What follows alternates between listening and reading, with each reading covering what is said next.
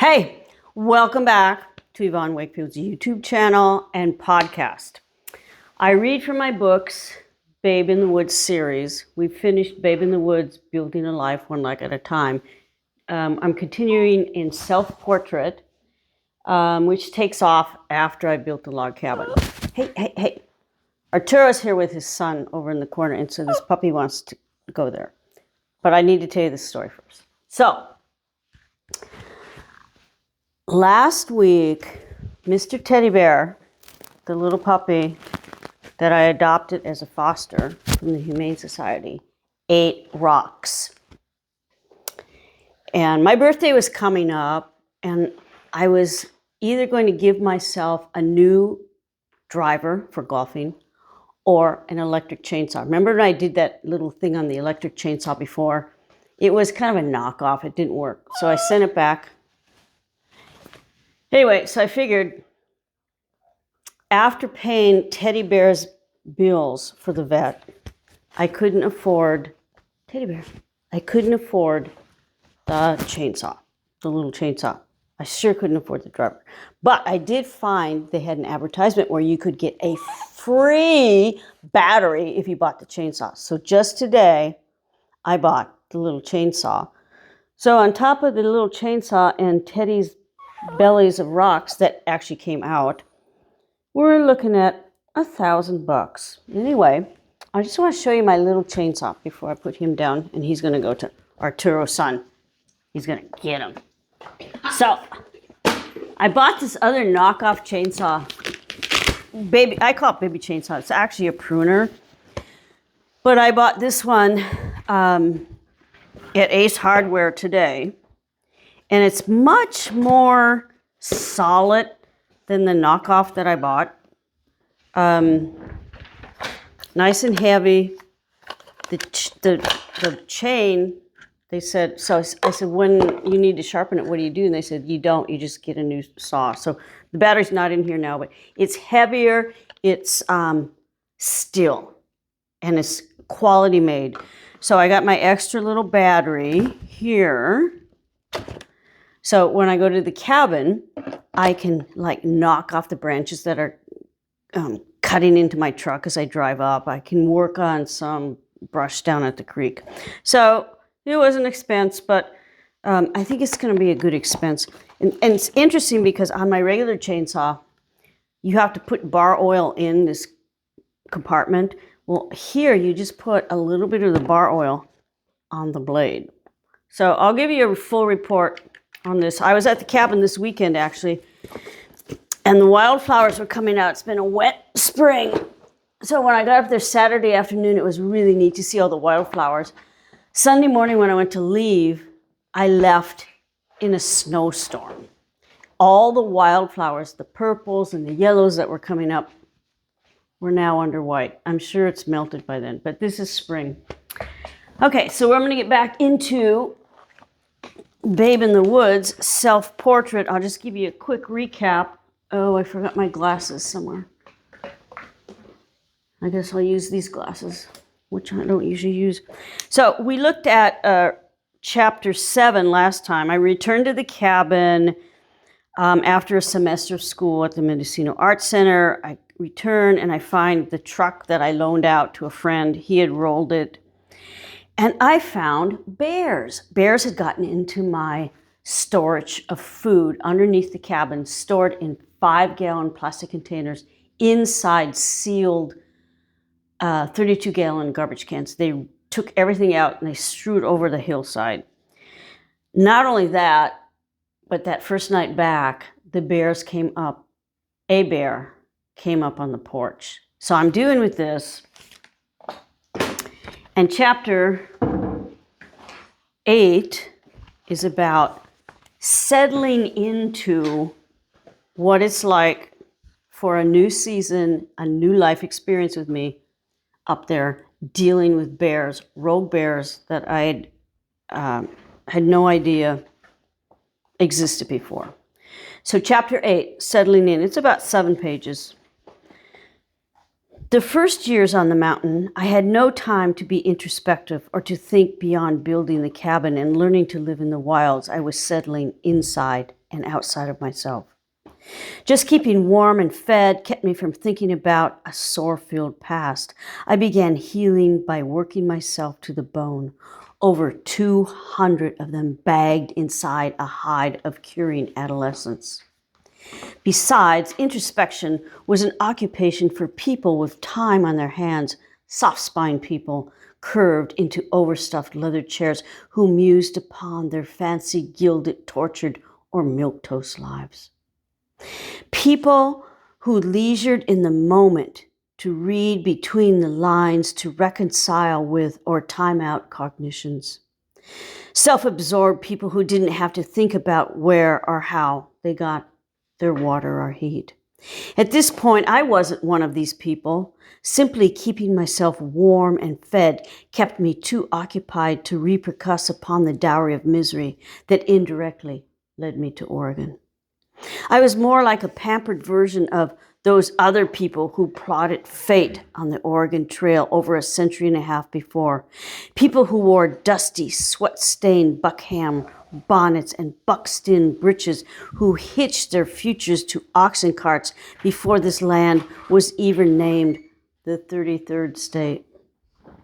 Compared to those pioneers, my route was breezily paced, compliments of a Rand McNally Atlas, 4 cylinders and 4 tiers specially traversed on smooth asphalt. This groomed passage was much shorter, too. The original 1800s 2,100-mile trail beginning in Missouri began for me in Minnesota. Gas stations and a reliable car enabled me to cover in minutes the same distance it took animal-drawn caravans to cover in a day. Though my direction was surely mapped, I encountered forks in the road and meek decisions. And like those pioneers, I knew what it was to lose loved ones along the journey. But crying about loss was a luxury I couldn't afford. Woe is me tears would only hold me back. Now, secure in this log home with the door held fast, I could spare time to stew on leftovers simmering in my psyche's back burner. Yet I was too reluctant to trail these memories as I was to explore a shadowy cave. Both unsettling prospects made me want to drink Jack Daniels to forget. If you remember, the cave is up above the cabin, and I found out my brother had been there one time because he said he slept there and he left a empty bottle of Jack Daniels. I missed my parents and the sanctuary of a family to fall back on when things got out of hand and I failed to stay on the right side of myself. But thinking about the past messed with my present relationship with the wilderness, a monogamous affair until bears turned it into a ménage de trois. Encountering a bear my first night back was a potent of what keyed that summer on the mountain. Rationalizing to myself that black, brown, and cinnamon bruins roamed these ranges for generations didn't reconcile our immediate coexistence. Every night now, sleep is timed out by thumping and bumping sounds on or under the porch. This commotion keeps me awake in the loft until dawn when I rise to deal with what has stolen my slumber. In the morning, I straighten grain tubs dragged out from underneath the cabin and rake the spoils, either dumping them down the outhouse or burying them until there's nothing left. It would take too long to dig a pit deep enough to cover 2 pulverized 5-gallon honey tins clawed open, the screw chops chewed off, the remains roped to a distant bullpine. If you remember, I was friends with a Mormon family, and they taught me how to store a year's worth of food, and that year's worth of food was what the bears got. Before dark, I haul enough water and wood inside so I don't need to go on an empty coffee can, purposely not drinking anything after sunset. Each night before retiring, I read before the fire, a forged rebar fire poker for protection within reach. The solid log walls muffle the whoosh of the rising creek. In this silence, truth have time to speak, and I have no time but to listen. By the time I've managed to hear myself clearly, the fire has condensed to tomato soup-colored embers, and I damp it with a wet log, hoping the smoke will repel nighttime visitors.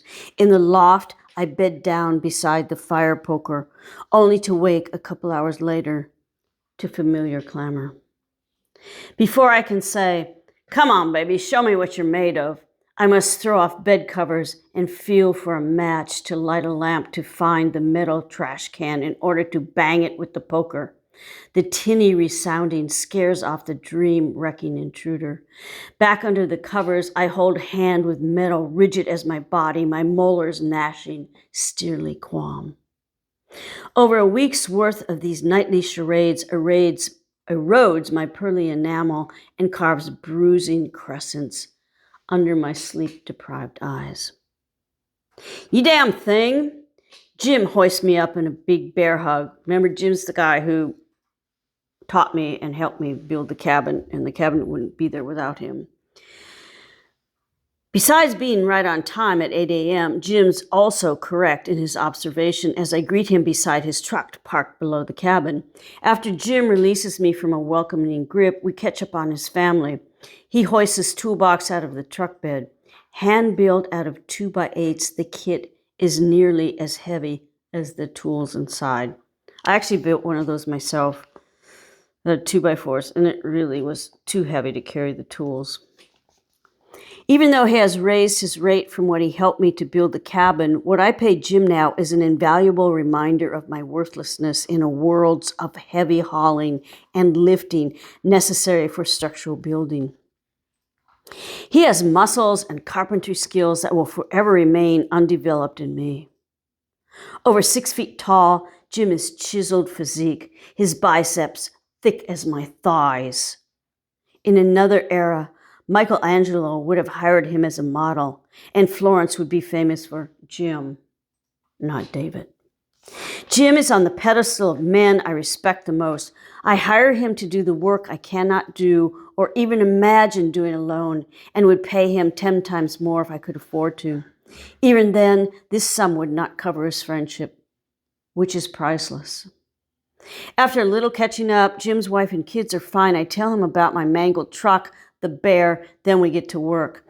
Still early in the morning, it is warm enough to wear only a t-shirt, and Jim and I settle into a working together like we've never lost that beat. He demonstrates how to lash a slip knot around a bolt of tamarack shakes, then climbs onto the roof and tosses one end of the coiled rope down.